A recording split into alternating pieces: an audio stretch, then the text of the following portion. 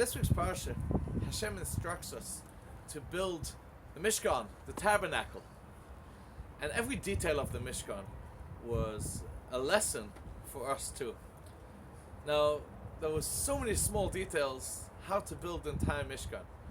And we're going to focus on the cover of the Mishkan. There was this wooden and silver structure, and then there was a cover to cover the entire Mishkan with beautifully crafted sheets to cover the Mishkan. Now the Torah teaches us that they made two sets of sheets and they were connected to each other to make the length of 40 cubits, which is roughly 80 feet.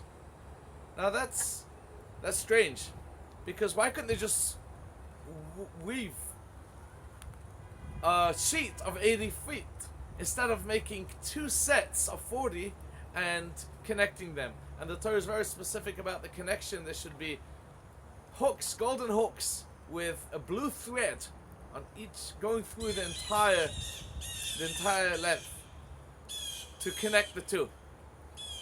Now, as I said, why couldn't they just make one large one? You know, the entire world has this paradox of two forces: the body and the soul, the physical and the spiritual. And it's really our job not just to live in the spiritual world, because God could have left us all upstairs in heaven, our souls close to Hashem in heaven. That would have been fine. Hashem doesn't want us just to live in heaven. Hashem wants us to come down to this world and pick up the mundane, pick up the physical, and make it spiritual.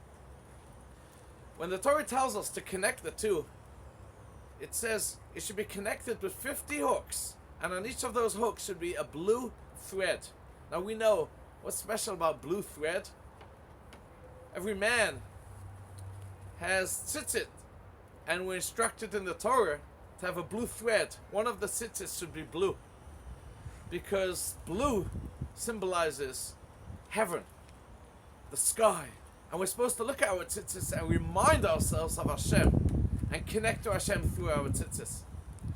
The message of the Mishkan was to take the two forces and connect them together with this blue thread, and remind us that everything physical should be elevated, placed on the Mishkan together with the spiritual, and connect them with that connection which always reminds us of Hashem. So remember this message, that yes, we live in a physical world, enjoy the physical world, but elevate it to something much bigger than mundane as we're used to. Make it big, make it spiritual, make it real. This is the only way we will get to our purpose in this world of a real connection to Hashem. Thank you, and good Shabbos. We're looking forward to a wonderful Shabbos once again in Buffalo, New York, together with the students of the college in Buffalo. Thank you, and good Shabbos.